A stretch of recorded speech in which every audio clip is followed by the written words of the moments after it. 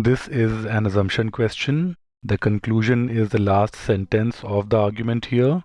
The missing link is between all the information provided and the conclusion that the school must maintain vehicles for younger students who wish to leave the campus. Now imagine whether the school would really want such young students to leave the campus on their own. So quite clearly, the author has made this assumption that the school wants even the younger students to have equal opportunity to leave the campus on their own. And that is exactly what answer choice A says. The assumption made is that the student guidelines should allow all high school students who wish to leave the campus an equal opportunity to do so regardless of a student's age. This is quite clearly the assumption made here. See, this is something that strengthens the argument, and when negated, this turns the argument void. When you negate this, you get that the student guidelines should not allow or need not allow all high school students who wish to leave the campus an equal opportunity. If the guidelines should not allow or need not allow equal opportunity, then this conclusion goes haywire. A is going to be the correct answer choice. Answer choice E talks about equal security and not equal opportunity.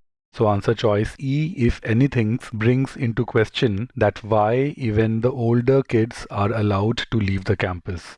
So this answer choice, if anything, weakens the argument. So this cannot be a valid assumption statement. Answer choice B talks about high school students with personal vehicles should not be leaving the campus even if the guidelines permit them to. So this answer choice delves into whether the students who have the opportunity should practice the opportunity, whereas the argument is about all students being provided equal opportunity. So answer choice B is not going to strengthen the argument. So this cannot be a valid assumption. An assumption is something that strengthens the argument and must be true for the argument to hold ground. Answer choice C talks about students below the age of 16 being allowed to leave the campus even if they do not have personal vehicles.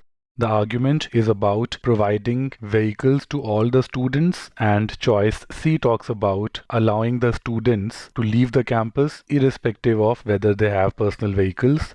So answer choice C does not strengthen the argument. This cannot be a valid assumption. Answer choice D simply talks about the older students being allowed to keep their personal vehicles even if they do not intend to leave the campus. This information does not have any bearing on the conclusion that the younger students should also be allowed to keep vehicles. Or rather, even more optimistic, the school should maintain vehicles for younger students.